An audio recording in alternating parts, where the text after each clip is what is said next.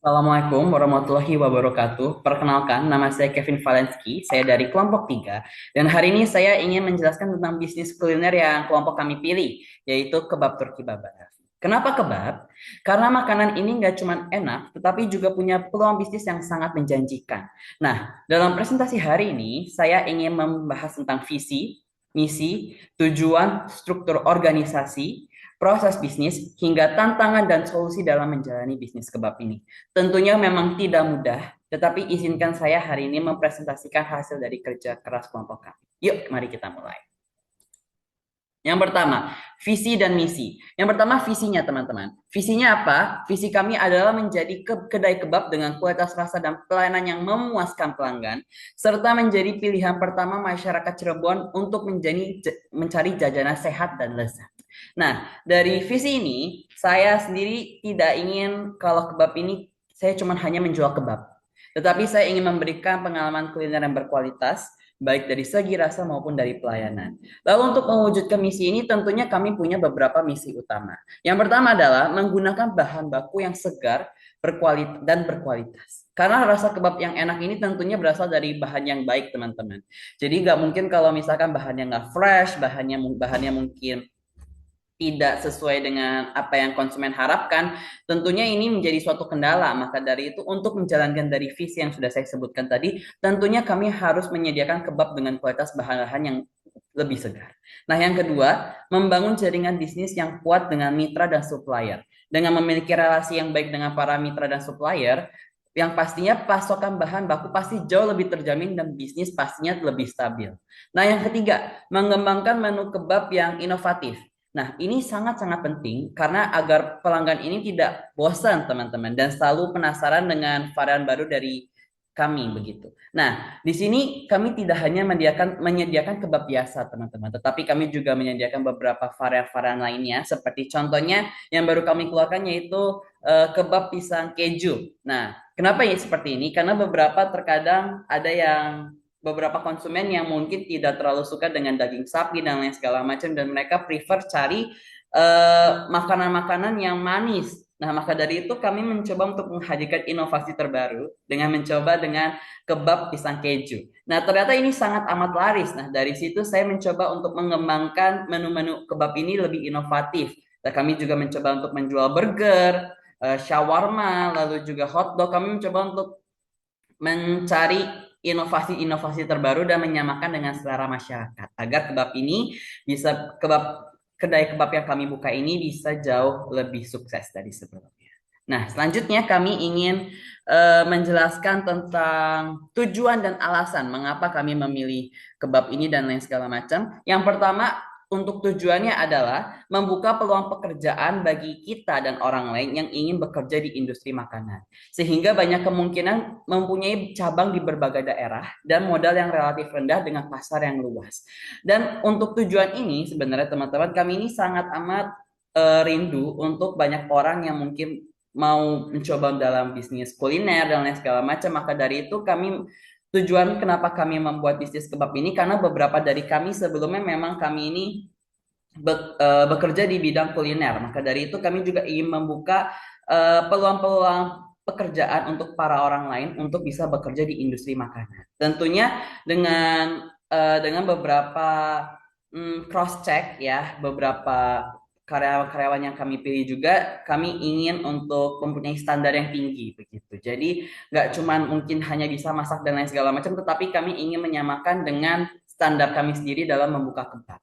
Nah, untuk alasannya kami ingin pasar yang luas. Kebab ini merupakan makanan yang populer di kalangan anak-anak hingga orang dewasa sehingga pasar yang tersedia sangat luas. Mengapa? Alasannya adalah karena kami ini melihat beberapa makanan-makanan yang menunya kebab itu harganya sangat amat mahal. Seperti contohnya mungkin kalau saya boleh sebut mereknya itu Kabobs ya. Kabobs itu harganya sangat amat tinggi ya, apalagi terjual di supermarket dan mall-mall yang besar di kota Cirebon. Nah, dari situ kami ini berpikir bahwa Kabobs ini sangat amat ramai begitu. Maka dari itu kami membuka bisnis kebab dengan mungkin kualitas yang mungkin bisa menyamakan Kbox tetapi dengan harga yang jauh lebih murah begitu. Maka dari itu alasan mengapa kami menjual kebab Turki Baba Raffi ini dengan mungkin modal yang mungkin nggak terlalu banyak ya, relatif sedikit, tetapi bisa mencari keuntungan yang jauh lebih banyak begitu. Untuk selanjutnya yaitu struktur anggota, struktur organisasi. Sebelumnya saya Valen ya, saya selaku sebagai owner di kehidupan nyata pun juga saya sebagai ownernya ya. Jadi struktur organisasi ini saya sebagai ownernya. Nah, tugas saya apa ya? Tugas saya adalah saya sebagai pemilik bisnisnya tentunya ya. Jadi maksudnya adalah pemilik bisnis kebab itu adalah seseorang yang memiliki dan mengelola bisnisnya tentunya itu sebagai ownernya ya. Tapi saya juga sebagai owner bertanggung jawab atas keseluruhan operasional bisnis. Bahkan untuk marketing pun juga saya mengambil andil, mengambil alih juga beberapa tugas marketing. Seperti mungkin contohnya mencari ide-ide baru, inovasi-inovasi baru, itu salah satu tugas saya begitu. Jadi saya bukan cuma hanya owner biasa, tapi saya juga ingin men-challenge diri saya sendiri untuk saya bisa bertanggung jawab atas keseluruhan operasional bisnis. Selanjutnya adalah Adi Nuryansyah sebagai manajer operasional. Nah, tugas manajer operasional itu apa? Yang pertama, itu mengelola operasional bisnis kebab secara keseluruhan. Nah, yang kedua adalah mengembangkan dan mengimplementasikan strategi operasional untuk meningkatkan efisiensi dan produktivitas. Sebetulnya untuk mencari strategi-strategi marketing dan ide-ide inovasi baru itu sebenarnya memang tugas Adi, tetapi saya juga mengambil andil dalam pekerjaan tugas ini. Nah, sebetulnya untuk yang poin kedua ini adalah memang ini sangat amat dibutuhkan dalam sebuah bisnis begitu. Gimana kita bisa mencari strategi baru agar kebab bisnis yang kita jalani ini nggak cuma itu aja, nggak cuma stuck di itu saja, tetapi kami ini bisa next level dan next level terus begitu, agar bisnis kebab ini bisa selalu tren di anak muda maupun di orang tua begitu. Jadi kami harus menyamakan dengan standar mereka juga begitu. Jadi kami harus mengikuti perkembangan zaman.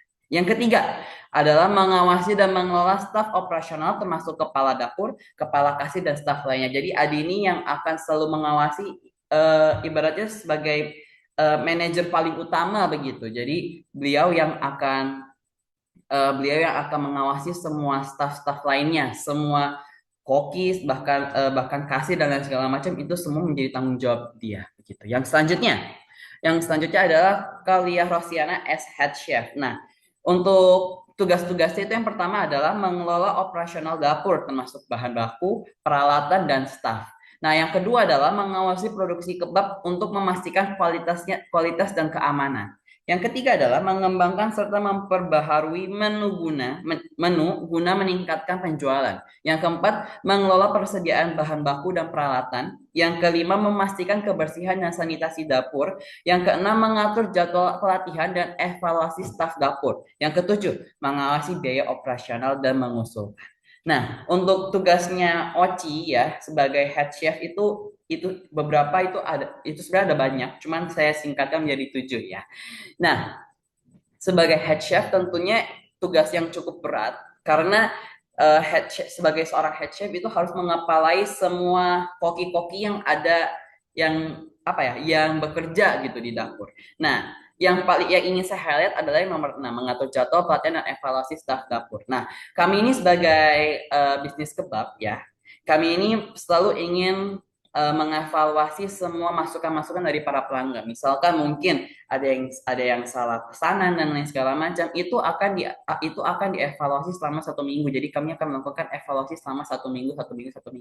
Nah, yang akan lead adalah Oci gitu sebagai head chef. Dan yang ke nomor 3 juga mengembangkan serta memperbarui menu guna meningkatkan penjualan. Jadi kita harus selalu memperbaharui memperbaharui rasa, maksudnya kayak standar penjualan kita ini, standar rasa kita ini nggak boleh pernah turun. Nah, itu salah satu tugas Oci sebagai head chef begitu. Nah, selanjutnya yang terakhir adalah Christian Panindungan as kepala kasir. Nah, sebenarnya untuk kepala kasir ini tugasnya juga nggak yang ribet-ribet banget ya, cuma tanggung jawabnya cukup berat. Yang pertama adalah mengelola transaksi penjualan. Semua transaksi penjualan semuanya masuk ke Christian dan dia yang harus apa ya, dia yang harus langsung beritahu ke Oci sebagai head chef. Yang kedua, mengelola uang tunai. Nah, tapi nggak cuma tunai ya teman-teman, kami juga menyediakan QRIS dan lain segala macam agar bisa lebih efektif juga. Karena kan sekarang semuanya serba cashless, jadi kami juga menyediakan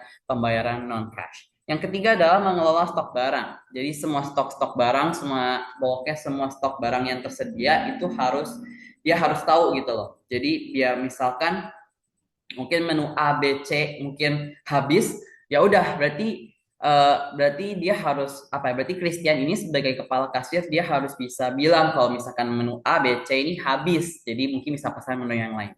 Yang keempat adalah mengelola laporan keuangan dan yang kelima adalah mengelola hubungan dengan pelanggan.